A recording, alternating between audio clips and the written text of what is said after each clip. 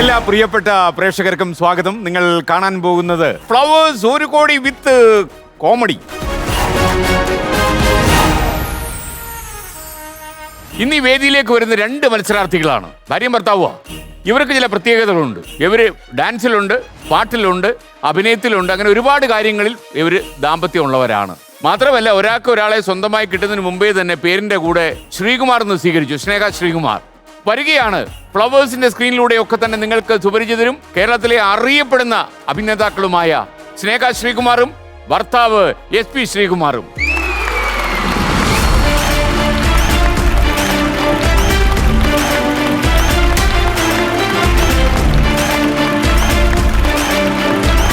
Hi Sneha. Hi. I am very sorry മോനെ, ഞാൻ നിന്റെ കാര്യം പറഞ്ഞില്ലേ. ഇവന്റെ പേരെന്താ ഇട്ടിരിക്കുന്നത്? കേദാർ. കേദാർ. കേദാർ എന്താണ് അങ്ങനെ ഒരു പേര്? അങ്ങനെയൊന്നുമല്ല, കേദാർ. നിങ്ങൾ രണ്ടുപേരും ലോഗോ വെച്ചിട്ടാണല്ലോ. എന്റെ മോനെ നോക്കൂ. മോനെ മോനും ഉണ്ടോ ലോഗോ? അതെ. ശ്രീമാറൻ തിരിഞ്ഞ് അവന്റെ ബാക്കിൽ എന്തെങ്കിലും ഉണ്ടോ നോക്കട്ടെ. 24 അടിക്കേണ്ടായിരുന്നു. സാധാരണ ഫ്ലവേഴ്സ് വരുന്നിടത്തല്ല ലോഗോ 24 ഉണ്ടാവും. ഇതെന്തോ ഇങ്ങനെ ലോഗോ അടിച്ചു വരാം? ആദ്യമായിട്ടാണ് ഈ മത്സര വേദിയിലേക്ക് ലോഗോ ഫിറ്റ് ചെയ്തുള്ള വരവ്. തീരുമാനിച്ചിറങ്ങിയതാണോ? അതെ, തീരുമാനിച്ചിറങ്ങിയിരിക്കുകയാണ്. പുതിയൊരു പരിപാടി തുടങ്ങിയിട്ടുണ്ട്. ചെറിയൊരു ഓൺലൈൻ സ്റ്റോറാണ് ക്ലോത്തിന്റെ. നമ്മൾ തന്നെ ഡിസൈൻ ചെയ്യും, കസ്റ്റമൈസ് ചെയ്യും. ഓരോ ഈവന്റിനനുസരിച്ച് ഞങ്ങൾ സ്വന്തമായിട്ട് തുടങ്ങി. അതെ. ഇതിൽ ആരാ ഇതുമായിട്ട് ബന്ധമുള്ള ആള്? ശ്രീകുമാറാണോ സ്നേഹയാണോ? രണ്ടുപേർക്കും ഒരു ബന്ധമല്ല, പക്ഷെ ഒരു ധൈര്യത്തിൽ അങ്ങനെ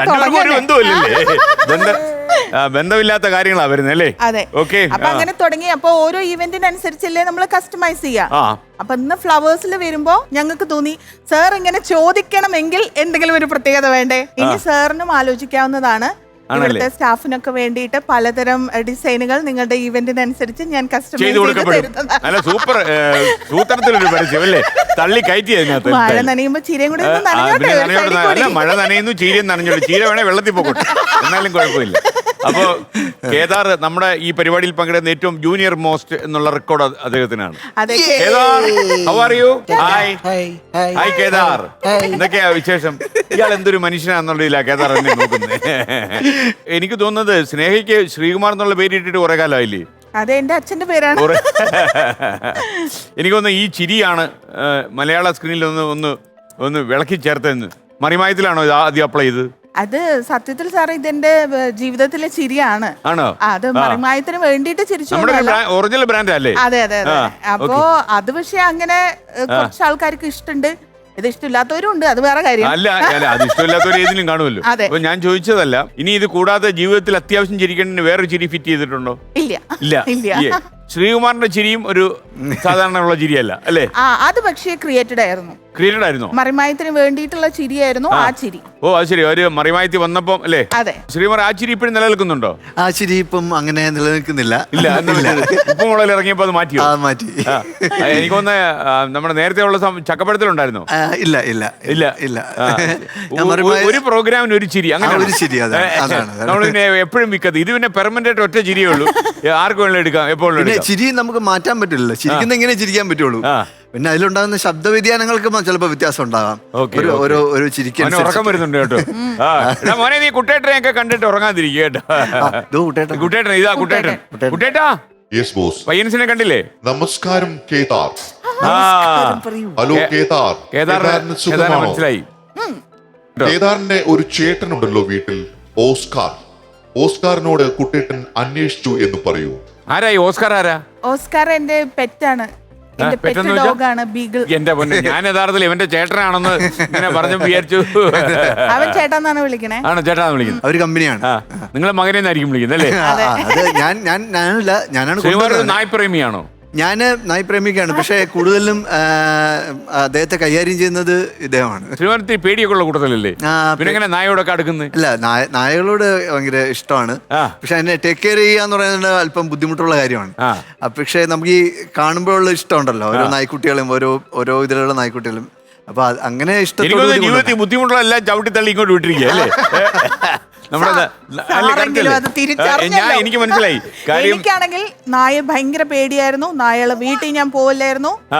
വഴി കൂടി പോണ നായ്ക്കൾ വരെ എന്നെ കടിക്കാൻ ഓടിച്ചിടും. ഇവനെ കൊണ്ടുവന്നപ്പോ വീട്ടിൽ നിന്ന് ഇറങ്ങി പോകുന്നു പറഞ്ഞു. ഞാൻ പറഞ്ഞു ഞാൻ എന്റെ വീട്ടിൽ പോകും, ശ്രീയും നായും കൂടെ അവിടെ നിന്നോന്ന് പറഞ്ഞു. എന്നിട്ട് ശ്രീ ബുദ്ധിപൂർവ്വം എന്ത് ചെയ്തെന്ന് വെച്ചാല് എന്റെ അടുത്ത് പറഞ്ഞാൽ അതിന് ഭക്ഷണം കൊടുത്താൽ മതി, അത് വളർന്നോളുന്ന്. 2 ദിവസം കഴിഞ്ഞ് മൂപ്പര് ഹൈദരാബാദ് പോയി, ഏതോ തെലുങ്ക് സിനിമ നട്ട് ഒരു 10-15 ദിവസത്തേക്ക്. 15 ദിവസം കൊണ്ട് ഞാനും ഓസ്കാറും ഭയങ്കര അടുത്തു, കൂട്ടായി. അതെ, സ്നേഹായി. പിന്നെ ശ്രീ വന്നപ്പോ ഓസ്കാർ ഓടിക്കുക ശ്രീനെ. എന്നെ റൂമിൽ കയറ്റില്ല, അവൻ ഫ്രണ്ടിൽ നിൽക്കും. എന്താണ് സംഭവം,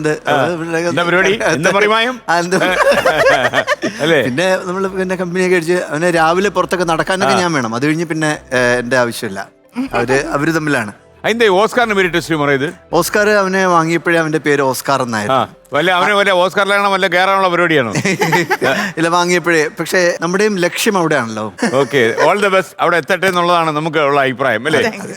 അപ്പോൾ നമുക്ക് ഇന്ന് കുറച്ച് പ്രിയപ്പെട്ട പ്രേക്ഷകരൊക്കെ നമുക്കുണ്ട്. മാത്രമല്ല 24 ഫ്ലവേഴ്സിനും സ്ഥിര പ്രേക്ഷകരായ മിനി ബാബു എത്തിയിട്ടുണ്ട്. മിനി ബാബു 24 യൂട്യൂബിൽ ഏറ്റവും ഫേമസ് ആയിട്ടുള്ള ഒരാളാണ്. ഇവരിൽ 10-25 പേരുണ്ട്, ഒരു പൊളിക്കും. നിങ്ങൾ എവിടുന്നാ വന്ന മൈക്ക് എടുത്തോ ആരെല്ലാം പറയൂ. രാമമംഗലം. ഓക്കെ, വളരെ സന്തോഷം. അപ്പൊ നിങ്ങൾ എൻജോയ് ചെയ്യാ. അപ്പൊ നല്ല തകർത്ത് കൈ അടിച്ചോളണം. ഒന്ന് കേടിച്ചോക്കെ, സാമ്പിൾ മേടിക്കട്ടെ. ഓക്കെ, അത് മതി. സൂപ്പർ. അപ്പൊ ശ്രീമാറെ, അപ്പൊ നമുക്ക് വേണേ കുഞ്ഞിനെ നമുക്ക് ഒരാളെ ഏൽപ്പിക്കാം അല്ലേ? ശ്രീമാനെ സംസാരിക്കാനൊരു. അപ്പൊ ശ്രീമാറെ, നിങ്ങൾ രണ്ടുപേരുടെ ഒരു അപൂർവ കോമ്പിനേഷനാണ് ഇത് കേട്ടോ. ചില ആൾക്കാർ 2 നല്ല വയലിനിസ്റ്റുകൾക്ക് ഒരു മേൽക്കൂരയ്ക്ക് കീഴിൽ താമസിക്കാൻ പറ്റത്തില്ലല്ലോ എന്നൊക്കെ ആളുകൾ പറയും. നമ്മളല്ലേ വിവരമുള്ളൊരു പടിഞ്ഞാറൻ രാജ്യങ്ങളിൽ പറയുന്ന കാര്യമാണ്. ഇവിടെ 2 ആർട്ടിസ്റ്റുകൾ ഒന്നിച്ചു കഴിഞ്ഞപ്പോ എങ്ങനെയുണ്ട്? അഭിപ്രായ വ്യത്യാസം ഇഷ്ടം പോലെ ആകുന്നുണ്ടോ? അഭിപ്രായ വ്യത്യാസം അങ്ങനെ അത് വേണം. വലിയ രീതിയിലുള്ള അഭിപ്രായ വ്യത്യാസങ്ങളൊന്നുമില്ല. പിന്നെ ഇതിന്റെ ഒരു ഗുണം എന്താ വെച്ചാല് ഒരാള് നല്ല ബഹളവും ഒരാൾ ഭയങ്കര സൈലന്റും ആണല്ലോ. അതുകൊണ്ട് മൗനിയാന്ന് തോന്നുന്നല്ലേ? മൗനി മാത്രമല്ല, എനിക്ക് തോന്നുന്നു പലപ്പോഴും ശ്രീമാനെ ശ്രദ്ധിക്കുമ്പോഴേ ഒരു ഒന്നാന്തര ഉഴപ്പനാണെന്ന് തോന്നിയിട്ടുണ്ട് അല്ലേ? ഇങ്ങനെ ശ്രീമാറ എന്റെ ആള്. ഇല്ല സർ, ഞാന് വളരെ ആക്റ്റീവാണ്. ഞാൻ തന്നെ എന്നെ പറ്റി അല്ലല്ല, ശ്രീമാറ എന്നെ പറഞ്ഞു. നമുക്ക് മാത്രമല്ല, ഈ കാലത്തിന് ഒരു പ്രത്യേക ശ്രീമാറെ, നമുക്ക് വേണ്ടി തള്ളാൻ വേറെ ആരും കാണത്തില്ല. നമ്മൾ സ്വന്തമായിട്ട് തള്ളണം. അതുകൊണ്ട് ഒന്നും നോക്കണ്ട, തള്ളിക്കോ. എങ്ങനെയുണ്ട്? ഏറ്റവും കാര്യക്ഷമമായി ബിഹേവ് ചെയ്യുന്ന എവിടെയാ? ഈ തള്ളുന്ന കാര്യത്തില് പണ്ടേ ഞാൻ ഭയങ്കര വീക്കാണ്. അതുകൊണ്ട് നമ്മളെ തള്ളി ആൾക്കാർ പിന്നിലായി. അത് അങ്ങനെ ഉണ്ടാവാറുണ്ട്. പക്ഷെ അവിടെ ഏറ്റവും കൂടുതൽ എന്നെ ഇപ്പം കുറച്ച് തള്ളുന്നത്, പുറകിൽ നിന്ന് കുറച്ച് നല്ല രീതിയിൽ തള്ളുന്നത്. പക്ഷേ ശ്രീകുമാറിന്റെ രീതി അനുസരിച്ച് ഉന്തി മുന്നോട്ട് വിട്ടാലും റബ്ബർ ബാൻഡ് പോലെ അത് തിരിച്ചിങ്ങ് വരാൻ സാധ്യതയുണ്ടല്ലോ അല്ലേ? വന്നാലും സാർ ഞാൻ സമ്മതിക്കില്ല സാർ. ടപ്പനെ അടിച്ചോണ്ടിരിക്കും. രക്ഷയില്ല. അപ്പൊ ആ ഒരു കരുത്ത് പാടി തെളിയിച്ചു. അത് പാടാൻ പാടുള്ള പാട്ട്. അതെ, ഈ പാട്ട് SP ശ്രീകുമാർ എന്നുള്ള അഭിനേതാവാണ് പാടുന്നത്. നടനകലയിലൊക്കെ പ്രാവീണ്യമുള്ള സ്നേഹ ശ്രീകുമാർ എന്നുള്ള കലാകാരി എങ്ങനെ വിലയിരുത്തും? ഭാര്യയല്ല. അല്ല, എനിക്കിത് ഭയങ്കര ഇഷ്ടമുള്ള പാട്ടാണ്. അപ്പൊ നിങ്ങൾ അടിവെക്കും ഇതാണോ പാടുന്നത്? അല്ലല്ല. അപ്പം ശ്രീ പാട്ട് പാടുമ്പോ എനിക്ക് ഭയങ്കര ഇഷ്ടമാണ്. എനിക്ക് തോന്നുന്നു ഒറിജിനൽ കേൾക്കണതിനെക്കാട്ടും എനിക്ക് എന്റെ ശ്രീ പാടാനാണ് ഇഷ്ടം. അങ്ങനെയാണോ? അപ്പൊ അങ്ങനെയാ കാര്യങ്ങൾ കേട്ടോ. ശ്രീമാനിക്കുള്ള ഇതിലേക്കുള്ള എന്ത് വേണം? അപ്പൊ അഥവാ നമുക്ക് എന്തെങ്കിലും ശ്രുതിപ്പഴ ഉണ്ടായാലും അല്ലേ, എല്ലാം മറക്കാനും പൊറുക്കാനും ഒക്കെ താല്പര്യമായ ഒരു ഭാര്യ കൂടെ നിൽക്കുക അല്ലേ? പാറ പോലെ ഉറക്കാതെ ഉറച്ചും അല്ലേ? അത് ഭർത്താവ് പാട്ടുകാരൻ, ഭാര്യ ഓട്ടം തുള്ളല്. ഇതില് കൂടുതൽ തുള്ളലുള്ള ആരാ?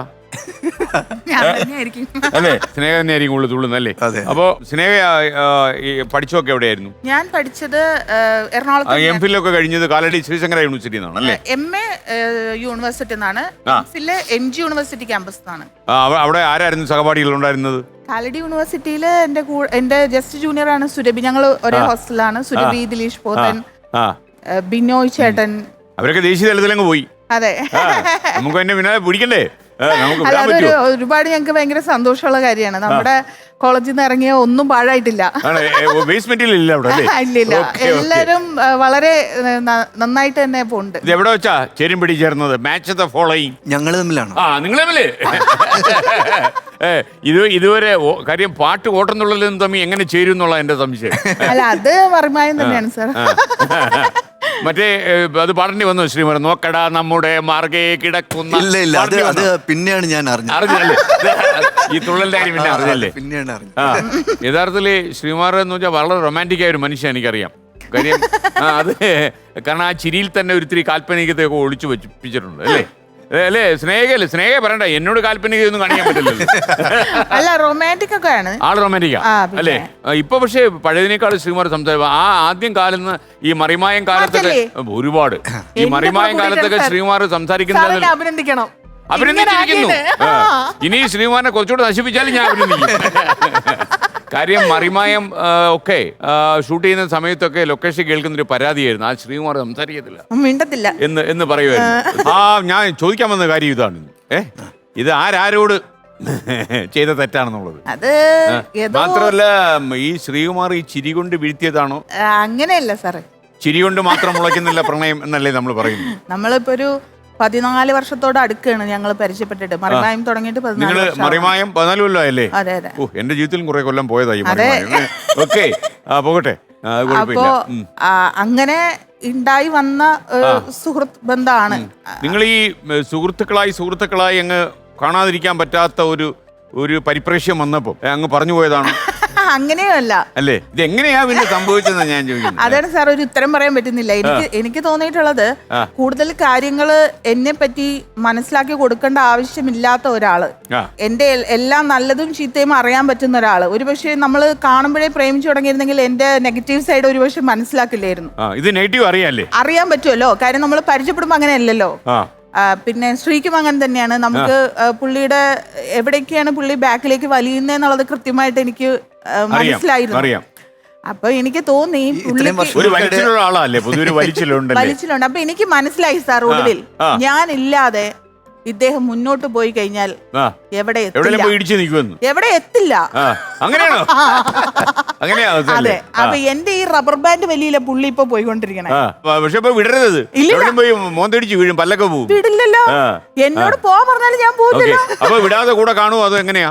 ഉറപ്പായിട്ടും. അല്ല, ഈ ഇപ്പഴല്ലേ ലൈഫിലല്ലേ ഞാൻ ചോദിച്ചു, ഈ ലൊക്കേഷനിലൊക്കെ അങ്ങനെ പോവോ? ലൊക്കേഷനിൽ ഞാൻ അങ്ങനെ സ്ഥിരം പോവാറൊന്നുമില്ല. അപ്പൊ ചക്കപ്പഴായിരുന്നപ്പം പോവായിരുന്നു ഇടയ്ക്കൊക്കെ. അല്ല, അവിടെ ഈ ശ്രീ വർക്ക് ചെയ്യുന്ന സെറ്റിലൊക്കെ ഒരു പ്രത്യേകത ഉണ്ട്. ശ്രീനോട് അവര് കൂട്ടാവുന്നതിനേക്കാൾ കൂടുതൽ എന്നോടായിരിക്കും കൂട്ടാവുക. കാര്യം ഞാനാണല്ലോ കൂടുതൽ. വേറെ കൂട്ടുവരാൻ വേണ്ടി അല്ലല്ല,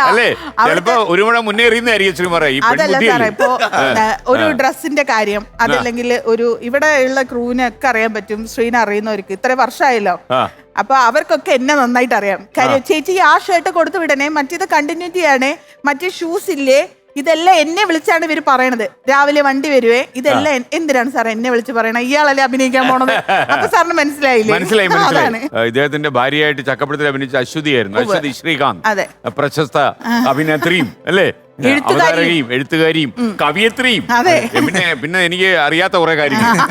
ഓക്കെ, എന്താ പറഞ്ഞ അശ്വതി ഇവിടെ ഫ്ലവേഴ്സിന്റെ ഒരു സൃഷ്ടിയാണെന്നറിയാം. ഇവിടുത്തെ ഒരു അവതാരകയായിട്ട് വന്നു. ശരിക്കും ചക്കപ്പഴം കൊണ്ട് എനിക്ക് കിട്ടിയ ഏറ്റവും വലിയ ഒരു സുഹൃത്താണ് അശ്വതി. എന്റെ സൗഹൃദം ഉറപ്പായിട്ടും ഏത് സമയത്ത് നിർത്തിയാലും സൗഹൃദം നിൽക്കുന്നില്ല. ഓ, ഒരിക്കലും ഇല്ല. ഇവര് നമ്മൾ അതിന്റെ ഇടയിലൊക്കെ കാണുന്നൊക്കെ ഉണ്ട്, എല്ലാവരും തമ്മിൽ കാണുന്നുണ്ട്, സംസാരിക്കുന്നുണ്ട്. അതുകൊണ്ട് എനിക്ക് കിട്ടിയ നല്ലൊരു സുഹൃത്താണ്. എനിക്ക് തോന്നുന്നു ശ്രീനേക്കാൾ കൂടുതൽ എന്താ പറഞ്ഞതെന്ന് ശ്രീനെ പറ്റിയിട്ടാണ് കുറിച്ച് പുറത്ത് പറയാൻ പറ്റുന്നില്ലല്ലേ? വേണമെങ്കിൽ ഒരു ഹിന്ദി തരാം.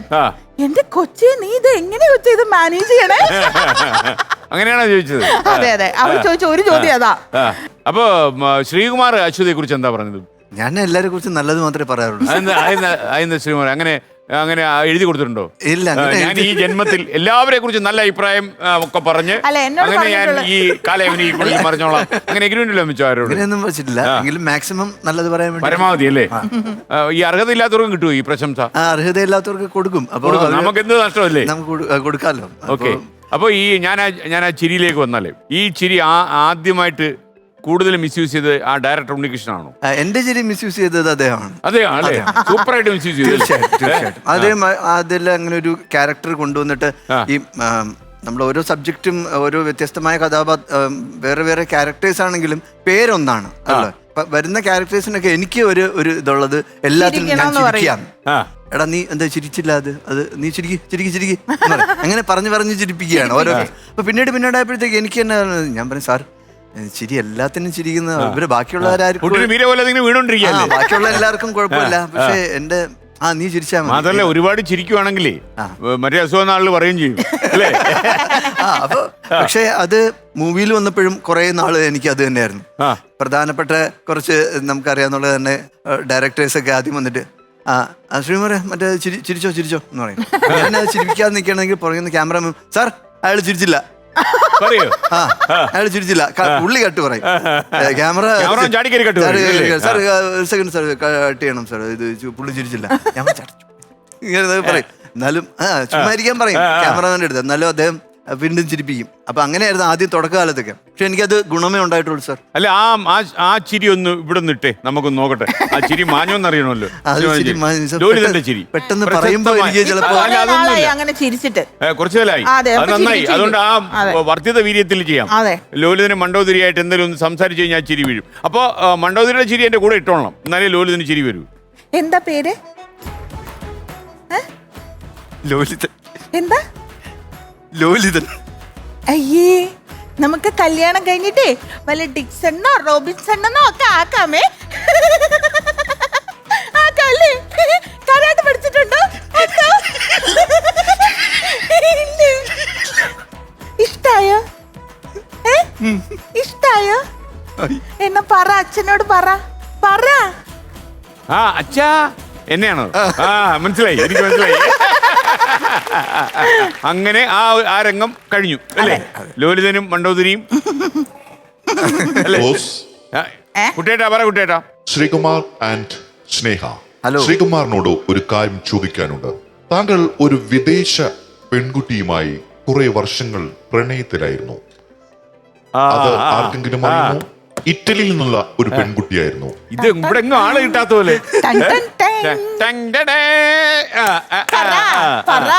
വരട്ടെ. What happen to Italy?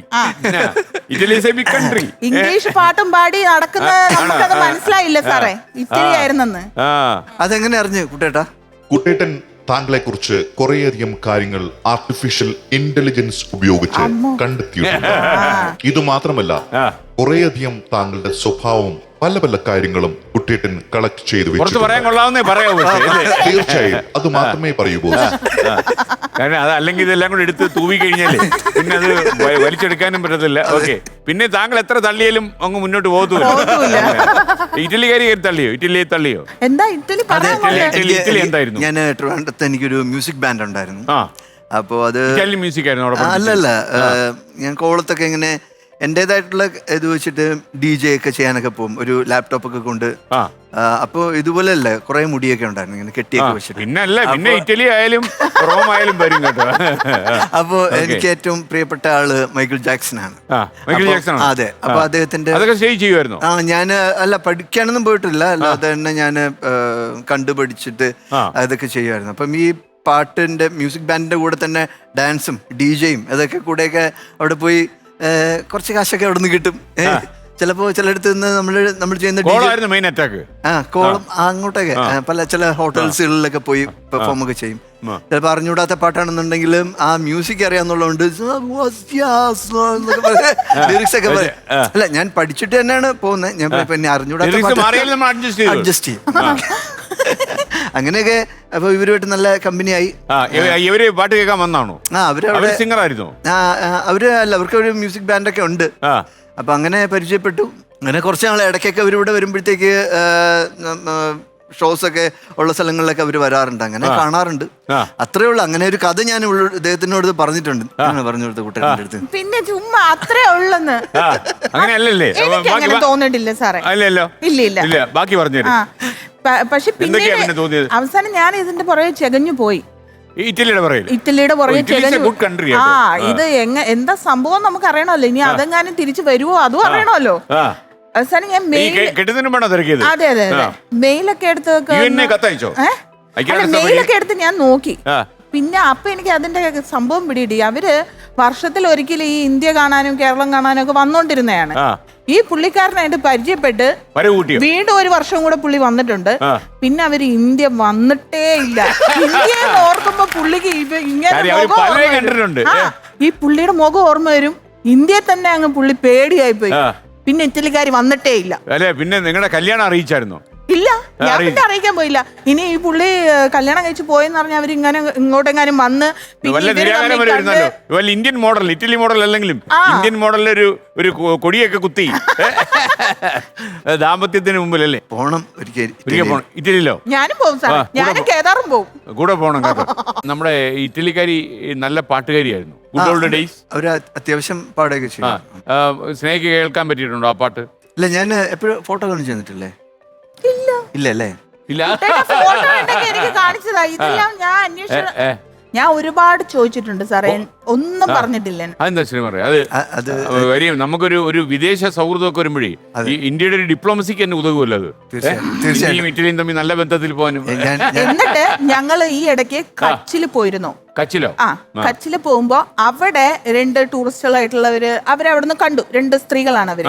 അപ്പൊ അത് ഏതാ രാജ്യം എന്നൊക്കെ ചോദിച്ചപ്പോ അതില് ഒരു സ്ത്രീ പറഞ്ഞു അവര് ഇറ്റലിയാണ് എന്ന് പറഞ്ഞു. അപ്പോഴേക്കുണ്ട് സ്ത്രീ പോയിട്ട് ഇറ്റലിയിൽ എവിടെ, എന്തോ ഇറ്റലി താമസിച്ച് വന്ന പോലെ. ഞാൻ ചോദിച്ചു എന്തിനാ, മറ്റേവര് ചോദിക്കാനായിരിക്കും ചിലപ്പോ. ഞാൻ സമ്മതിച്ചില്ല. ഞാൻ നമ്മുടെ മദാമ മിലാൻ. എല്ലാം അറിയാല്ലേ? ഇതൊന്നും എന്നോട് പറഞ്ഞിട്ടില്ലേ സാറേ? ഫോൺ നമ്പർ ഉണ്ടോന്ന് ചോദിച്ചോ? നമുക്കൊന്ന് വീഡിയോ കോൾ വിളിച്ചു നോക്കായിരുന്നു. അത് തന്നെ. അറിയൂ ദയർന്ന് ചോദിക്കായിരുന്നു. ആ ഫോൺ എടുത്ത് ലാസ്റ്റ് വീഡിയോ കോൾ ഒന്ന് ഞങ്ങൾ നോക്കട്ടെ. അപ്പൊ നമുക്ക് ഒരു കാര്യം ചെയ്യാം. നമുക്ക് എന്തായാലും ഇറ്റലിക്കാരെ വിടാം. വഴിയിൽ നമ്മൾ ഉപേക്ഷിക്കുന്നു. എന്തായാലും ഇപ്പൊ അവരെ കാണാറില്ലല്ലോ. അപ്പൊ ഈ നമുക്കൊരു ഇംഗ്ലീഷ് ലവ് ഒരു മലയാള ലവും തമ്മിലുള്ള വ്യത്യാസം എന്തോ ഫീൽ ചെയ്ത്? രണ്ടും അഫക്ട് ചെയ്ത ഒരാളാണല്ലോ. മലയാള ലവിന്റെ കൂടെ അറ്റാച്ച്ഡ് ആയിട്ടൊരു നായ ഉണ്ടാവും, അതെനിക്ക് മനസ്സിലായി. അങ്ങനെ പ്രത്യേകത ഒന്നുമില്ല സാർ. ഇല്ല, രണ്ട് മനുഷ്യരാണ്. സംസാര മറ്റേത് ഇംഗ്ലീഷ് ആയതുകൊണ്ട് നമ്മൾ കുറച്ച് പറഞ്ഞാൽ മതി അല്ലേ? കുറച്ച് പറഞ്ഞാൽ മതി. ഇതാകുമ്പോ ഒരുപാട് കാര്യങ്ങൾ പറയണം. പറഞ്ഞ് അങ്ങോട്ടേക്ക്. ശ്രീമാന്റെ ഇംഗ്ലീഷ് ഇമ്പ്രൂവ് ചെയ്തോ ഈ പ്രണയകാലത്ത്? ഇല്ല, അങ്ങനെ ഇംഗ്ലീഷ് ഇമ്പ്രൂവ് ചെയ്യാൻ സോങ്സ് ഒക്കെ ഞാൻ പെട്ടെന്ന് പഠിക്കാനായിട്ട് പറ്റിയിട്ടുണ്ട്. പക്ഷേ എനിക്ക് അങ്ങോട്ട് ഈ ഒരുപാട് എക്സ്പ്രസ് ചെയ്യാൻ പറ്റിയിട്ടില്ല. അല്ലല്ല, നമുക്ക് സംസാരിക്കുന്നുണ്ടല്ലോ, അത് നമ്മൾ കൂടുതൽ അങ്ങനെയുള്ള ഇടപെട്ട് ഇങ്ങനെ സംസാരിക്കുമ്പോൾ മാത്രമാണ് നമുക്ക് ആ ലാംഗ്വേജ് പൂർണ്ണമായിട്ട് മനസ്സിലാവുക. പക്ഷെ പാടുന്നത് എനിക്ക് ഭയങ്കരമായിട്ട് ഈസി ആയിട്ട് തോന്നിയിട്ടുണ്ട്. ആ പ്രൊനൗൺസിയേഷൻ. ഇറ്റാലിയൻ സോങ് ഒക്കെ പാടുമായിരുന്നു ശ്രീമാർ? ഇറ്റാലിയൻ സോങ് ഒന്നും പാടിയിട്ടൊന്നുമില്ല. പിന്നെ ഏതാ? ഇംഗ്ലീഷ് സോങ്സ് ഒക്കെയാണ്. English songs. അതിപ്പോ പരിപാടി ഉണ്ടോ, കലാപരിപാടി ഉണ്ടോ? അത് അല്ല, ഇപ്പൊ ഇല്ല. ഞാൻ പക്ഷേ പെർഫോം ചെയ്യാറുണ്ട്. നമ്മുടെ അമ്മയുടെ പ്രോഗ്രാമിനൊക്കെ പെർഫോം ചെയ്യാറുണ്ട്. എല്ലാവർക്കും ഇഷ്ടമാണ്. സ്നേഹ തുള്ളൽ തുടങ്ങിയിട്ട്, ദാമ്പത്യത്തിന്റെ തുള്ളലല്ല ഞാൻ ഉദ്ദേശിച്ചു, ഒറിജിനൽ തുള്ളൽ തുടങ്ങിയിട്ട് എത്ര കാലമായി ഇപ്പോ? ഞാൻ 8 വയസ്സിലാണ് പഠിക്കാൻ തുടങ്ങിയത്. അവിടെ നിങ്ങട്ട് ഇപ്പോഴും ഉണ്ട്. ഈ കഥകളിലേക്ക് രൂപം മാറാനുള്ള കാര്യം എന്താ? കഥകളിയാണ് ആദ്യം പഠിച്ചത്. 5 വയസ്സിൽ തുടങ്ങിയിട്ടുണ്ട്. അതിനകത്ത് ശത്രുക്കളായ കഥകളിക്കാർ വല്ലതും ഉണ്ടായിരുന്നു? ശത്രുക്കളോ? അല്ല, അവർക്ക് അവരോട് ചില ഭാവഭാവാദികൾ കാണിക്കാൻ ഇത് ആവശ്യമാണെന്ന് തോന്നിയിട്ട്. അത് സത്യത്തിൽ എന്റെ അമ്മയുടെ ഒരു ആഗ്രഹമായിരുന്നു. അമ്മ പള്ളിപ്പുറം ഗോപാലൻ നായർ എന്ന് പറയുന്ന വലിയ കഥകളിയാശന്റെ നാട്ടിൽ നിന്നാണ്. അമ്മ ഗോപാല അതെ, ഗോപാലമ്മയുടെ കഥകളിയൊക്കെ കണ്ടിട്ട് അമ്മയ്ക്ക് ആഗ്രഹം ഉണ്ടായിരുന്നു പഠിക്കാൻ. പക്ഷെ അന്നത്തെ കാലത്ത് പഠിപ്പിക്കില്ലായിരുന്നു സ്ത്രീകളെ. വിട്ടിരുന്നു. അപ്പൊ ആ ഒരു ആഗ്രഹമാണ് നമ്മളിലൂടെ സംശീകരിച്ച് അല്ലേ റെഡിയായത്. പിന്നെ അത് കഥകളിൽ ഒറിജിനലി താല്പര്യം വന്നോ, അതോ പിന്നെ ഈ അഭിനയത്തിലേക്ക് മാറാൻ കാര്യം? അത് വളരെ അദൃശ്യമായിട്ട് സംഭവിച്ചതാണ്. ഞാൻ ഈ കഥകളിയും ഓട്ടംതുള്ളലും ഒക്കെ പ്രൊഫഷണൽ ആയിട്ട് തന്നെ പരിപാടിക്ക് പോയിക്കൊണ്ടിരുന്നു. മഹാരാജാസ് കോളേജിലാണ് ഞാൻ BA പഠിച്ചത്. അപ്പോൾ അവിടെ പഠിച്ചുകൊണ്ടിരിക്കുമ്പോൾ ഫൈനൽ ഇയർ ഒക്കെ ആകുമ്പോഴത്തേക്കും സെമസ്റ്റർ സിസ്റ്റം വരുന്ന ഒരു കാറ്റ് എനിക്ക് അടിച്ചു. കാറ്റടിച്ചു എനിക്ക് മനസ്സിലായി. അപ്പൊ എനിക്ക് സ്ഥിരമായി ക്ലാസ്സിൽ പോകാൻ പറ്റില്ല. സെമസ്റ്റർ ആകുമ്പോൾ ഭയങ്കര ബുദ്ധിമുട്ടാണ് അറ്റൻഡൻസ് ഒക്കെ. അങ്ങനെയാണ് എൻ്റെ ഗുരുക്കന്മാരായിട്ടുള്ള വേണുജിയും നിർമ്മല പണിക്കരും അവർ രണ്ടുപേരും കൂടി ചേർന്നിട്ടാണ് എന്നെ കാലടി യൂണിവേഴ്സിറ്റിയിൽ തിയേറ്ററിന് ചേർക്കാം, ക്ലാസിക്കൽ തിയേറ്റർ കൂടിയാട്ടാണല്ലോ എന്ന് പറഞ്ഞിട്ട് അവിടെ ചേർത്തത്. പക്ഷെ അവിടെ ചെന്ന് കഴിഞ്ഞപ്പോഴാണ് എനിക്ക് മനസ്സിലായത് നാടകം അഭിനയിക്കലും ഡയറക്ട് ചെയ്യലും ആണ് എന്നുള്ളത്. അങ്ങനെയാണ് ഞാൻ നാടകത്തിലേക്ക് ആയിപ്പോയത്. അല്ല, ഈ സാധാരണ ഈ കഥകളിയും ഈ ഓട്ടംതുള്ളലും ഒക്കെ പഠിച്ചിട്ടുള്ള ആൾക്കാർ, പ്രത്യേകിച്ച് ഡാൻസ് പഠിച്ചിട്ടുള്ള ആൾക്കാരും ഈ ക്യാമറയുടെ മുമ്പിലേക്ക് വരുമ്പം എക്സ്പ്രഷൻസ് കൂടുന്ന ആൾക്കാർ പറയും ഓവറായിട്ട് ഇടും. അതെ, അത് ഞാൻ നാടകം പഠിച്ചു തുടങ്ങിയ സമയങ്ങളിൽ എനിക്കുണ്ടായിരുന്നു ആ പ്രശ്നം. കഥകളിയൊക്കെ വരുമായിരുന്നു. കഥകളി വരുന്നതല്ല, നമ്മള് നമ്മള് 2 ആക്ടേഴ്സ് തമ്മിൽ ഇങ്ങനെ സംസാരിക്കേണ്ടതിന് പകരം ഞാൻ എപ്പോഴും എന്ത് ചെയ്യുന്ന വെച്ചാൽ എനിക്ക് സ്റ്റേജിലേക്ക് നോക്കി നിൽക്കാൻ വേണ്ടിയിട്ട് ഞാൻ ഇങ്ങനെയൊക്കെ പറയും. അതായത് ഇവിടെ നോക്കിയിട്ടാണ് പറയണത്, അയാളുടെ കണ്ണിൽ ഞാൻ നോക്കുന്നില്ല. പക്ഷെ അതെല്ലാം എന്നെ കാലടി യൂണിവേഴ്സിറ്റിന്ന് എന്റെ മാഷന്മാരാണ് എന്നെ ശരിയാക്കി വിട്ടത്. അതെ, അതുവരെ നേരെയാകാത്ത രീതിയിലുള്ള ഭാവഭാവാദികൾ വരുമായിരുന്നു. പിന്നെ ഉറപ്പായിട്ടും ശ്രീകുമാറിനൊന്ന് കാണിക്കേണ്ടി വന്നിട്ടുണ്ടോ ഇതൊക്കെ? ഇല്ല, ഞാൻ ശ്രീയും കൂടെ ഒരു നാടകം ചെയ്തിട്ടുണ്ട്. ഞങ്ങൾ 2 പേരും മാത്രം ആയിട്ട് അഭിനയിക്കുന്ന പ്രശാന്ത് നാരായണനായിരുന്നു അത് സംവിധാനം ചെയ്ത താജ്മഹൽ എന്ന് പറയുന്ന ഒരു നാടകം. രാജശില്പിയായിട്ട് ആരായിരുന്നു? ഓക്കെ. അത് താജ്മഹൽ എന്ന് എനിക്ക് പറയുന്നത് തോന്നുന്നു ആ നാടകത്തിൽ വെച്ചിട്ടാണെന്ന് തോന്നുന്നു ഈ പ്രണയം നാമ്പിട്ടത്. അല്ലല്ല അതിന് പോയിട്ട് പോയോ? അത് 14 വർഷം ഞാൻ പറഞ്ഞില്ലേ, അത് തുടങ്ങിയ അന്ന് മുതലേ ആ സമയം മുതലേക്ക് ഞങ്ങൾ അറിയുമല്ലോ. പിന്നെ അതിനെ എവിടെ വെക്കുകയോ വെച്ചിട്ട് വന്നതാണ്. എനിക്ക് തോന്നുന്നു ഇറ്റലി കൈവിട്ട് പോയപ്പോ തന്നെ ശ്രീകുമാർ മനസ്സുകൊണ്ട് തീരുമാനിച്ചു ഉത്തമയായ ഒരാളിനെ കണ്ടുപിടിക്കണം അല്ലേ? അങ്ങനെയും ഇല്ലായിരുന്നു. ഇല്ലായിരുന്നു. അല്ല, ശ്രീകുമാറിന് അങ്ങനെ ഈ ഒരു ഇതിനകത്തൊക്കെ ഉള്ള ഒരു അപ്രോച്ച് എങ്ങനെയായിരുന്നു? ഞാൻ ഇല്ല, ഒരു കൂടെ ഒരാൾ വേണം. ഇല്ല, അങ്ങനെ അങ്ങനെ ഒറ്റയ്ക്ക് പോകുന്ന ഇഷ്ടം. അതെ, ഒറ്റയ്ക്ക് ആണ്.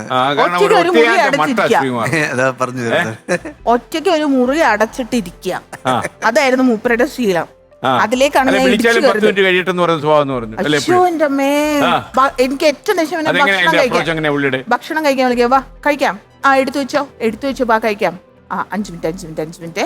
ആ 5 മിനിറ്റ് കഴിഞ്ഞ് ഞാൻ വീണ്ടും ചെല്ലുമ്പോ ഒരു 10 മിനിറ്റ് ഇപ്പൊ വരാന്ന് പറഞ്ഞിട്ട് ഒന്നിലേക്ക് മുകളിലേക്കോ അല്ലെങ്കിൽ പുറത്തേക്കോ, എന്നിട്ട് പിന്നെ വരും. പുള്ളി എന്താ ചെയ്യുന്നത്? പുള്ളി കൈ കഴുകുവോ, അങ്ങോട്ട് നടക്കും, പിന്നെ ഒന്ന് ഇങ്ങോട്ട് നടക്കും, പിന്നെ വീണ്ടും കൈ കഴുകും, പിന്നെ തിരിച്ചു വരും. ഒരുപാട് കുളിക്കുന്ന ആളാന്ന് കേട്ടിട്ടുണ്ട്.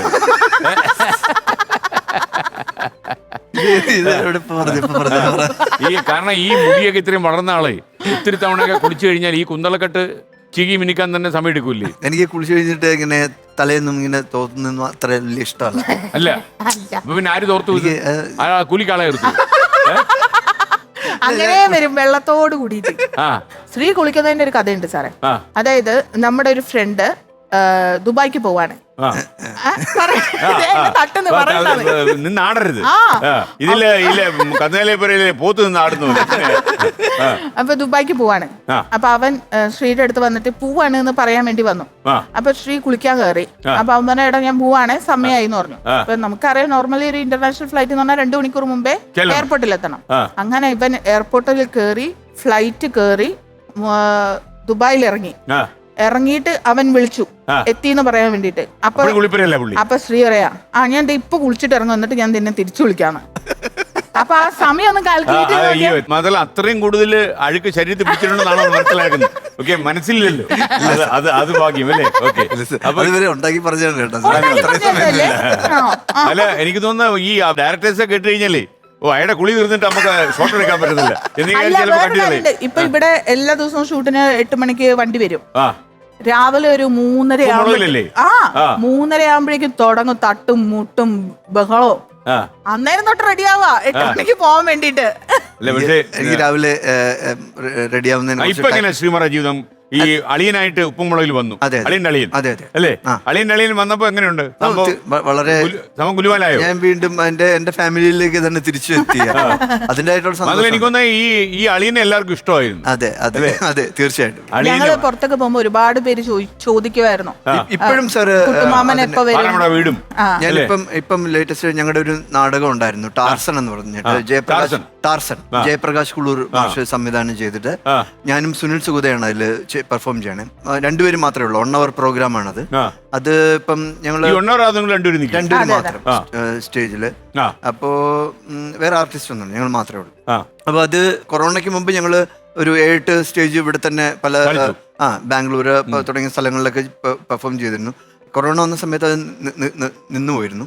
അതിനുശേഷം ഇപ്പം ഞങ്ങള് ഓസ്ട്രേലിയയില് പ്രോഗ്രാം ചെയ്തു. നല്ല പ്രോഗ്രാം ആയിരുന്നു. അപ്പൊ അവിടെ ചെന്നപ്പോഴത്തേക്ക് അവിടെയുള്ള ചെറിയ കുട്ടികൾ വരെ എന്റെ ഈ കുട്ടുമാമൻ എന്നുള്ള പേര് ഒക്കെ വിളിച്ചിട്ടാണ് നമ്മളോട് ഇങ്ങോട്ട്. അപ്പൊ സ്റ്റാർട്ട് ചെയ്തിട്ടില്ല, പ്രോഗ്രാം കഴിഞ്ഞിട്ട് എത്രയോ നാളിന് ശേഷമാണ് ഞാൻ അത് പോണത്. അപ്പൊ ഞാൻ പോയിട്ട് വന്നതിന്റെ 2 ദിവസം കഴിഞ്ഞപ്പോഴാണ് നമ്മുടെ പ്രോഗ്രാം സ്റ്റാർട്ട് ആവുന്നത്. സാറ് ഇങ്ങോട്ടേക്ക് വിളിക്കുന്നതും എനിക്ക് ഇങ്ങോട്ട്. ശ്രീമാർ, യഥാർത്ഥത്തില് ഈ യൂട്യൂബിലൊക്കെ നിങ്ങളെ കുട്ടുമാമനും പിന്നെ നമ്മുടെ ബാലു നീലു ഈ പാർട്ടികളെയൊക്കെ തന്നെ കേശുവും ശിവാനിയും ഇവരെയൊക്കെ തന്നെ ഈ കുട്ടികൾ നെഞ്ചേറ്റിട്ടുണ്ട്. തീർച്ചയായും. അതായത് ഇപ്പം നമ്മുടെ നാട്ടിലെ എല്ലാം കൂടെ ഒരു 3.5 കോടി മനുഷ്യരേ ഉള്ളൂ, 1 കോടി ആൾക്കാർ പുറത്തുമാണ്. പക്ഷേ 6.5 കോടി ആളുകളെ കൊണ്ട് ഉപ്പുമുളക് എപ്പിസോഡുണ്ട്. അപ്പൊ ഞാൻ ഇങ്ങനെ ആലോചിക്കുകയായിരിക്കും, ആൾക്കാർ ഒന്നിലധികം തവണ കണ്ടല്ലേ, മലയാളം അല്ലാത്തവർക്ക് കാണുമെന്ന് നമുക്ക് പറയാൻ പറ്റത്തില്ല. മറ്റൊരു തമിഴ്നാട്ടുകാരെ ചില ബോർഡറിലൊക്കെ ഉള്ള ആൾക്കാർ മലയാളം അറിയാവുന്നവരായിരിക്കും കാണുന്നത്. അപ്പോൾ ഒരേ ആൾക്കാർ പിന്നെയും മാത്രമല്ല, ഒരു പ്രത്യേക ഒരു അസുഖം ബാധിച്ച ഒരു കുട്ടി ഷാർജയിലുണ്ട്. ആ കുട്ടി ഒരു എപ്പിസോഡ് തന്നെ എപ്പോഴും കാണുന്നു. ആ കുട്ടി കുറെ കൊല്ലങ്ങളായിട്ട് ഒറ്റ എപ്പിസോഡാണ്. അപ്പൊ എന്താണ് ആ കുട്ടിയുടെ മനസ്സിൽ നമുക്ക് അറിയത്തില്ല. ആ രക്ഷകർത്താക്കൾ എന്നോട് പറഞ്ഞതാണ്, ഒരു എപ്പിസോഡ് നമ്പറും പറഞ്ഞു. ഞാനത് പറയില്ല, കാരണം ഇനി ആ എപ്പിസോഡ് ഇട്ട് മറ്റുള്ള കുട്ടിയോട് ആ വഴിക്കായാൽ നമ്മുടെ കട്ടയം മുടങ്ങും, നമ്മുടെ കട കൂട്ടും. അത് എന്തായാലും അത് കൂടുതൽ പേരും കുട്ടികൾ കൂടുതലും കാണുന്നത് ഈ പ്രോഗ്രാം തന്നെയാണ്. അത് പല സ്ഥലങ്ങളിൽ ചെല്ലുമ്പോഴും നമുക്ക് മനസ്സിലാക്കാനായിട്ട് പറ്റും. ഈ സിറ്റ്കോം ഒരു മലയാളത്തിൽ ചരിത്രമാണ്. കാരണം ഇത്രയും ആളുകളെ സ്വാധീനിക്കുകയും ഇത്രയും കുട്ടികൾ, അത് ഇന്റർനാഷണൽ ലെവലിലുള്ള കുട്ടികൾ, തീർച്ചയായിട്ടും ആ കുട്ടികളെ സ്വാധീനിക്കുകയും ചെയ്ത വേറൊരു സിറ്റ്കോം ഇത്രയും. എന്റെ ടെലിവിഷൻ ജീവിതം തുടങ്ങിയിട്ട് 10-31 വർഷമായി, മീഡിയയിൽ 40 കൊല്ലമായി. അപ്പൊ ഈ 40 കൊല്ലത്തിനിടയിൽ ഇങ്ങനൊരു സിറ്റ്കോം ഞാൻ കണ്ടിട്ടില്ല. എന്താ അതിന്റെ ഒരു ഗ്രാമർ എപ്പോഴും എനിക്ക് മനസ്സിലായിട്ടില്ല. ആനിമേഷൻ ഇത് കാണുന്നത് പോലെ തന്നെ അവര് അഡിക്റ്റ് ആയിട്ട് പോകുന്ന ഒരു സംഭവത്തിലോട്ട് പല അച്ഛനന്മാരും എന്നോട് പറഞ്ഞിട്ടുണ്ട്. അവര് ഈ ഐപാഡൊക്കെ തുറന്നു വെച്ചിട്ട് കൂടുതൽ കുട്ടികൾ ഇതാണ് കാണുന്നത്, അവർക്ക് മാറ്റുന്നില്ല എന്ന് പറയുന്നത്. അവര് പല കഴിഞ്ഞ എപ്പിസോഡുകൾ തന്നെ റിപ്പീറ്റ് കാണാനുള്ള അവർക്ക് അങ്ങനെ അവർ കാണുന്നുണ്ട്. മാത്രമല്ല, നമ്മളെ യഥാർത്ഥത്തിൽ ശീലമായതും അല്ലാത്തതുമായ ഏതെങ്കിലുമൊക്കെ കാര്യമേ കുട്ടികൾക്ക് കൊടുത്തു കഴിഞ്ഞാൽ അപ്പൊ തന്നെ ഈ പേരൻസിന് റിയാക്ഷൻ വരുന്നുണ്ട്. കുട്ടികളെ നിങ്ങൾ വഴിതെറ്റിക്കരുത് എന്ന് പറഞ്ഞിട്ട് വരുന്നുണ്ട്.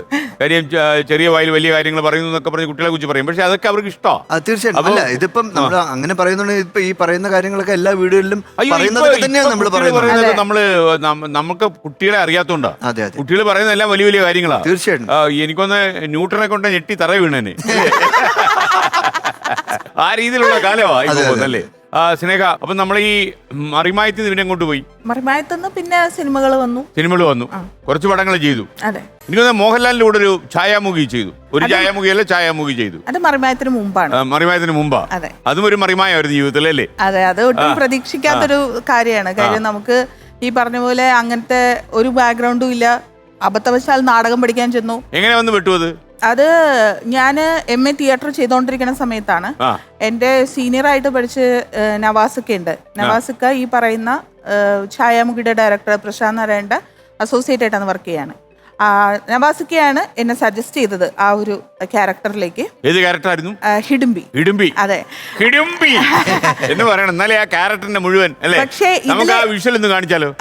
ഹിഡിംബി നിൽക്കുന്നുണ്ട് ഇവിടെ. ഭീമന്റെ ലക്ഷ്യം ഇനി ഒന്നേ ഉള്ളൂ, എത്രയും വേഗം ഈ പരകായ വേഷം അഴിച്ചു വെക്കണം. തീരാകഥയുടെ മാറ് പിളർന്ന് രക്തം കണ്ടെത്തണം. പ്രണയം തീരെ പൂക്കുന്നില്ല മനസ്സിൽ. ഇതുപോലൊരു കാട്ടിൽ ഒരു കാട്ടുപെണ്ണിന്റെ കരം പിടിച്ചതും കരുത്തുള്ള ഒരു കർത്തപുത്രനെ പകരം തന്നിട്ടെ നാട്ടരജൻ നീ പോയിട്ട് ഓർക്കുന്നുണ്ടോ?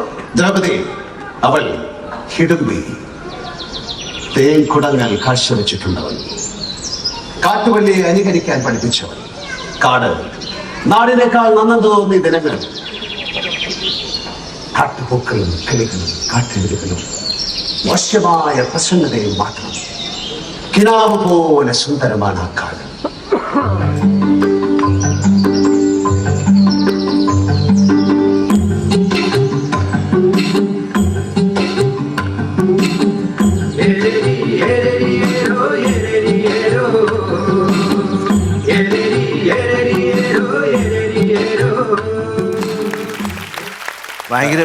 ഭയങ്കര രസമുള്ള നാടകമാണ് സാർ. അതെ, മാത്രമല്ല എനിക്ക് തോന്നുന്നത് ഈ പ്രശാന്ത് നാരായണൻ അല്ലേ ഇടയ്ക്ക് മരിച്ചു, നമുക്ക് അദ്ദേഹത്തെ ഓർമ്മിക്കാനുള്ള ഒരു അവസരമായി. തീർച്ചയായിട്ടും സാർ. അദ്ദേഹമാണ് ഞാൻ സെന്റ് ജോസഫ് സ്കൂളിലാണ് പഠിച്ചത്.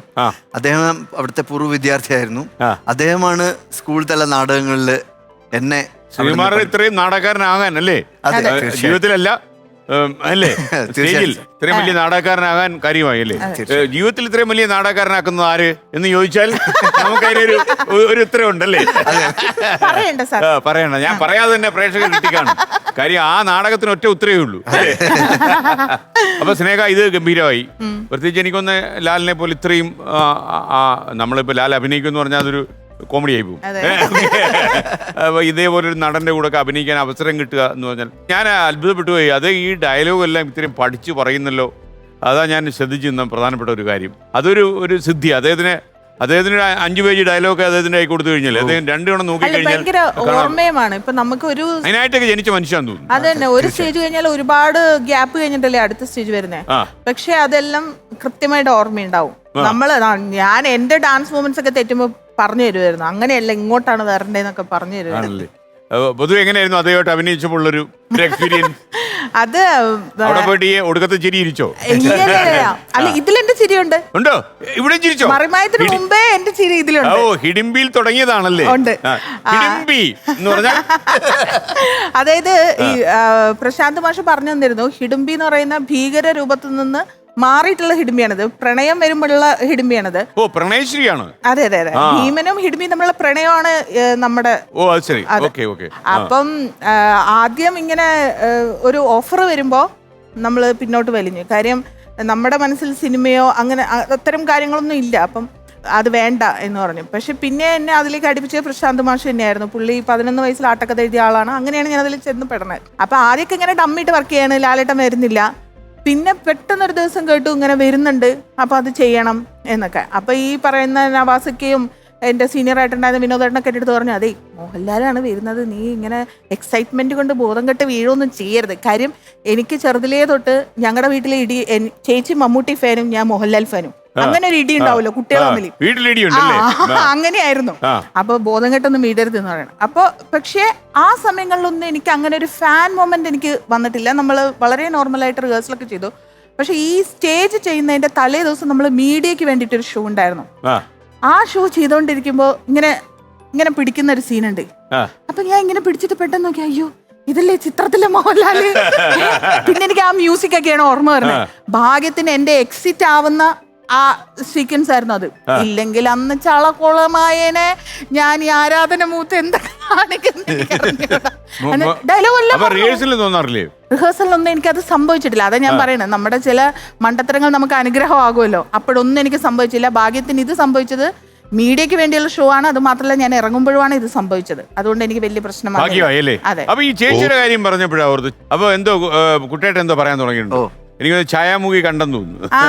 സ്നേഹ, ഛായാമുഖി എന്ന നാടകത്തിൽ താങ്കൾ അഭിനയിക്കുമ്പോൾ താങ്കൾ ആർക്കെങ്കിലും പൂ കരുതി വെച്ചിരുന്നോ? അത് ലാലേട്ടൻ കണ്ടുപിടിക്കുകയും ചെയ്തു. ആർക്കാണ് പൂ കരുതി വെച്ചത്? അത് ശ്രീമാനോട് പറയാത്ത രഹസ്യമാണോ? ഈ കരുതി വെച്ച ഒന്നും ശ്രീമാനോട് പറഞ്ഞില്ല, കരുതാത്തല്ല ശ്രീമാൻ അറിയുകയും ചെയ്യും. ഓക്കെ, എന്ന അവസ്ഥ ഒരു ഭർത്താവിന്റെ അല്ലേ? ഓക്കെ. അല്ല, ഇത് പക്ഷെ എന്തറിയോ, ഇത് പുറത്തു പറയാൻ പറ്റില്ല. അതാ വലിയ കുഴപ്പം പിടിച്ച കേസാണോ? പിന്നെ പറഞ്ഞു ശ്രീകുമാറിന് മനസ്സിങ്ങനെ സഹാറ പോലെ കിടക്കുക. അല്ല, ശ്രീനെ എനിക്ക് പേടിയില്ല. കാര്യം എനിക്ക് എന്തും പറയാം. പക്ഷെ ഇത് വീട്ടിലൊക്കെ കാണില്ലേ? അതാണ്. അതെ അതെ, അതല്ലേ പ്രോബ്ലം. അല്ലെ, അതുകൊണ്ടാണ് ശ്രീമാർ ചോദിക്കാഞ്ഞത്. ഇല്ല, ഞാൻ ചോദിച്ചത് നമുക്ക് പലപ്പോഴും എൻജോയ് ചെയ്യാമല്ലോ. അതായത് ഈ നാടകത്തില് ഒരു സൗഗന്ധിക പൂവുണ്ട്, പ്രോപ്പർട്ടിയാണ്. അതിങ്ങനെ നമ്മൾ സ്റ്റേജിന്റെ ബാക്കിലൊക്കെ വെക്കുമല്ലോ. അപ്പൊ ഏതോ ഒരു റിഹേഴ്സൽ സമയത്ത് ഞാൻ ഈ പൂവും കൊണ്ട് ഇങ്ങനെ നടക്കുകയായിരുന്നു. അപ്പൊ എൻ്റെ അടുത്ത് അദ്ദേഹം ചോദിച്ചു, ഈ പൂ ആർക്ക് കൊടുക്കാനാണ്? അപ്പൊ എന്റെ മനസ്സിൽ പെടുന്ന, ഇത് കല്യാണ സൗഗന്ധികം അല്ലേ, ഇത് ഭീമനാണല്ലോ കൊടുക്കേണ്ടത്. അതെ, ആരാണ് ആ ഭീമൻ എന്ന് ചോദിച്ചു. അപ്പൊ ഞാൻ പറഞ്ഞു, അത് ലാലേട്ടനല്ലേ. അതല്ല, ശരിക്കിനുള്ള ഭീമനെ പറഞ്ഞോ? അങ്ങനെ പറഞ്ഞു. അപ്പൊ ഞാൻ അറിയാതെ എങ്ങനെ പേരല്ല, പേരൊന്നും പറയാൻ പറ്റില്ല. അപ്പൊ എന്റെ അടുത്ത് എന്നാ കുറച്ച് ക്ലൂ തരാൻ പറഞ്ഞു. അപ്പൊ ഞാൻ പറഞ്ഞു, അത് പുള്ളി ഒരു കലാകാരനാണ്, ചെണ്ടക്കാരനാണ് എന്നൊക്കെ ഞാൻ ഇങ്ങനെ പറഞ്ഞു. വർഷങ്ങൾ കഴിഞ്ഞ് ഞാൻ ലാൽജു സാറിന്റെ വെളിപാടിന്റെ പുസ്തകം അഭിനയിക്കുകയാണ്. അപ്പൊ ഞാനും ഈ പറയുന്ന ലാലേട്ടനെ തമ്മിൽ അവസാനം സംസാരിച്ചിരിക്കുന്നത് ഈ ഛായാമുഖി ഷോ കഴിഞ്ഞിട്ട് എനിക്ക് തോന്നുന്നു എത്രയോ വർഷം കഴിഞ്ഞു. ഞാൻ കാണുമ്പോഴേ, അപ്പോ എല്ലാ ആൾക്കാരും ഉണ്ട്. ക്യാമറമാൻ വിഷ്ണു ഇല്ലേ, വിഷ്ണു ശർമ്മ, വിഷ്ണു ആണ് എന്നുള്ളത്. അദ്ദേഹം എൻ്റെ അടുത്ത് ചോദിച്ചു, എങ്ങനെ ഇരിക്കണം? ആദ്യം അമ്മയുടെ കാര്യമൊക്കെ ചോദിച്ചു, അമ്മയ്ക്ക് സുഖല്ലേ എന്നൊക്കെ ചോദിച്ചിട്ട് എൻ്റെ അടുത്ത് ചോദിച്ചു, എന്ത് പറയുന്നു ചെണ്ടക്കാരൻ? എന്തൊരു മെമ്മറി. അപ്പൊ ഞാൻ പറഞ്ഞു, അത് പറയല്ലേ, അത് പറയല്ലേ, അതില്ല, അതൊക്കെ പോയി, അത് പറയല്ലേ, അതെല്ലാം പോയി. ആരെങ്കിലും അറിഞ്ഞാ പ്രശ്നാവും, പറയല്ലേ പാട്ടും പാടി എന്ന് പറഞ്ഞു. പക്ഷെ ഇത് വിഷ്ണു കേട്ടു. വിഷ്ണു എന്നിട്ട് എന്നോട്, ചേച്ചി ഞാൻ കേട്ടല്ലോ, ആരാ ചെണ്ടക്കാരൻ? പിന്നെ അതങ്ങനെ എന്നെ കളിയാക്കാനുള്ളൊരു കാര്യമായി. അവൻ ഉണ്ടായോ? ഒന്നും ഉണ്ടായില്ല. ഓക്കെ പോട്ടെ പോട്ടെ അത് അത് പോട്ടെ, അല്ലേ? അതിന്റെ വഴിക്ക് പോവുകയും പോയി. ചെയ്ത്. അയാൾ രക്ഷപ്പെട്ടു എന്ന് ശ്രീവർ പറയും അല്ലേ? ശ്രീവർ പക്ഷെ അല്ലേ? ഞാനതല്ല, പുള്ളിക്ക് ഇത്രയും- ചെണ്ടടിക്ക് ഇഷ്ടംപോലെ അവസരം കിട്ടിയല്ലേ? അല്ല സാർ, ഞാൻ ആലോചിക്കണം ഇത്രയും തിരക്കുള്ള ഒരു മനുഷ്യന്റെ ഓർമ്മശക്തിയാണ് ഞാൻ ആലോചിക്കണത്. അതെ. വലിയ വലിയ അല്ല കാര്യമാണ്. മെമ്മറിക്ക് അല്ലാത്തും അങ്ങനെ ഒരു ടേസ്റ്റ് ഉണ്ട് എന്നുള്ളതിന്റെ തെളിവാണ്. ഇതൊക്കെ അങ്ങനെ മറക്കാതെ വെച്ചോണ്ട് നടന്നു പറഞ്ഞല്ലേ ചെറിയ കാര്യമല്ല അല്ലേ?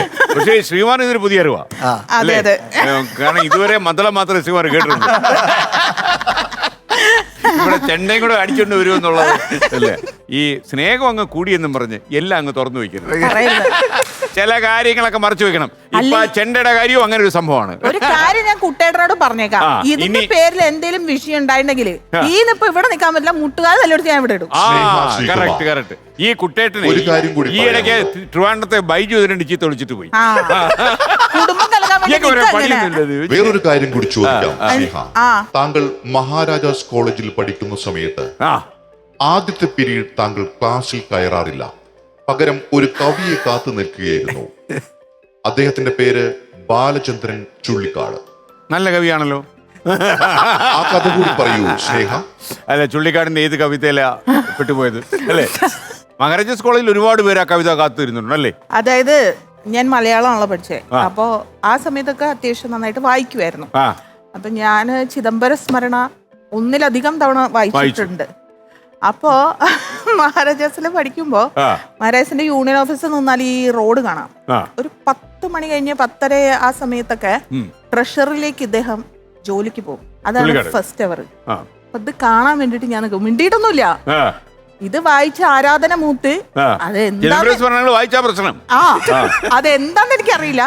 പുള്ളിനെ കാണണം. അതിന് വേണ്ടിട്ട് ഞാൻ ഇങ്ങനെ യൂണിയൻ ഓഫീസിന്റെ വാതിക്ക് പോയി നിൽക്കും. ആനന്ദധാര വായിച്ചിട്ടുണ്ടോ? ഉവ്വ്. ഓക്കെ. അങ്ങനെ പോകും.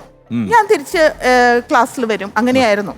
പക്ഷെ ഇതിലുള്ള ഒരു സന്തോഷമുള്ള കാര്യം എന്ന് വെച്ചാൽ കുറച്ച് എനിക്ക് തോന്നുന്നു അത് ഫസ്റ്റ് ഇയർ ആണ്.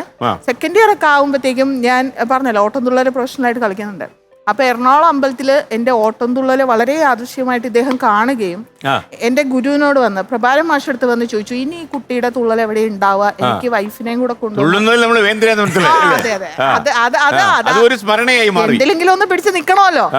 അങ്ങനെ എന്റെ വൈഫിനെയും കൂടെ കൊണ്ടുവന്ന് കാണാൻ വേണ്ടിയിട്ടാണെന്ന് പറഞ്ഞിട്ട് എന്റെ അടുത്ത സ്റ്റേജ് കാണാൻ വേണ്ടിയിട്ട് അദ്ദേഹവും വൈഫും കൂടെ വന്നു. എനിക്കൊരു വെള്ള കളർ ചുരിദാർ കൊണ്ട് തന്നു. അയ്യോ അതെന്റെ ജീവിതത്തിൽ എനിക്കറിയില്ല സാറേ. നമുക്ക് എന്ത് അവാർഡ് കിട്ടുന്നതിനെക്കാട്ടിലും വലുതായിരുന്നു എനിക്കത്. കാര്യം ഞാൻ എത്രയോ ആരാധിച്ച 2 മനുഷ്യരാണ്. എന്റെ ഒരു പെർഫോമൻസ് കണ്ടിട്ട് അത് നല്ലതാന്ന് പറയണു, എനിക്കൊരു ഗിഫ്റ്റ് കൊണ്ട് തരണു, എന്റെ കൂടെ നിന്ന് ഫോട്ടോ എടുത്തു. അതൊക്കെ എനിക്ക് മറക്കാൻ പറ്റാത്തൊരു. പിന്നെ ഇങ്ങനെ കാണാൻ നിൽക്കുമായിരുന്നു എന്നുള്ളത് പറഞ്ഞിട്ടുണ്ടായിരുന്നു. ഇല്ല അല്ലല്ല അതെന്താ കുഴപ്പം? അത് നല്ലല്ലേ? നമ്മളൊരു കവിയുടെ സർഗസൃഷ്ടിയോട് തോന്നിയ ഒരു പ്രണയമല്ലേ അല്ലെ? അങ്ങനെ പ്രണയിക്കാതിരുന്നാൽ നമ്മുടെ മനസ്സിന് എന്തെങ്കിലും കുഴപ്പമുണ്ട് എന്നല്ലേ തോന്നുന്നു അല്ലേ?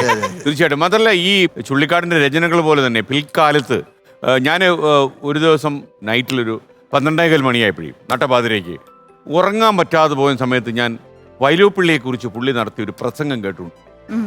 കുറേ നീളമുള്ള പ്രസംഗമോ, പക്ഷെ എന്ത് രസമാണെന്നറിയോ? നമ്മൾ കണ്ണൊക്കെ അടച്ച് ലൈറ്റൊന്നും ഇല്ലാത്തൊരു ഇതിൽ ബാലേന്ദ്രൻ പ്രസംഗിക്കുന്നത് ഇങ്ങനെ കേട്ടുകൊണ്ട്.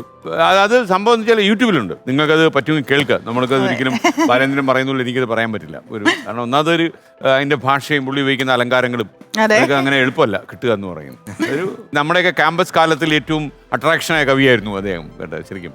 അപ്പോൾ മാത്രമല്ല ഇന്നസെൻ്റ് മാഷ് ഒരിക്കൽ പറഞ്ഞു, ഇന്നസെൻ്റ് ഏട്ടൻ്റെ പള്ളിക്കൂടത്തിലെ ഹെഡ് മാസ്റ്റർ ആയിരുന്നു വൈലപ്പള്ളി. അപ്പം ഇന്നസെൻ്റ് ഏട്ടൻ ബാക്ക് ബെഞ്ചറായിരുന്നു, എല്ലാ തരികടയും ഉണ്ടായിരുന്നു, സൂത്രപ്പണിയിലെല്ലാം ഉണ്ടായിരുന്നു. അപ്പോൾ ക്ലാസ്സിലെന്തോ ഒരു പ്രശ്നം ഉണ്ടാക്കി ഹെഡ് മാസ്റ്റർ വന്നു. ഹെഡ് മാസ്റ്റർ വന്നപ്പോൾ ഹെഡ് മാസ്റ്റർ പറയുകയാണെന്ന്, ഇന്നസെൻ്റെ ഓഫീസിലോടൊന്നും വന്നാൽ തരക്കടില്ല, വാടാതെ ചൂരിൽ വെച്ചല്ലേ വിളിക്ക്, അങ്ങോട്ടൊന്നും വന്നാൽ തരക്കടില്ല എന്ന് പറയും. അതാണ് വൈലപ്പള്ളി മാഷിന്റെ പ്രത്യേകത. അത് ഇന്നസെൻ്റ് ഏട്ടൻ പറയുന്നുണ്ടായിരുന്നു ഇവിടെ വന്ന്. ഇപ്പോഴായിരിക്കും ചിലപ്പോൾ ഒരുപക്ഷെ ആരെങ്കിലും പറഞ്ഞ് ചുള്ളിക്കാടും വിജയലക്ഷ്മി അറിയുന്നത് ഇങ്ങനെ ഒരു പെൺകുട്ടി ആരാധന മൂത്ത് അല്ലേ മഹാരാജാസ് കോളേജിന്റെ വരാന്തയിൽ നിന്നിരുന്നുവെന്നും തദ്വാരാ തുള്ളലിലേക്ക് കടന്നുവെന്നും അല്ലേ എന്നറിയുമായിരിക്കും. അപ്പൊ സന്തോഷമുള്ള ഒരു കാര്യമാണ് അല്ലേ?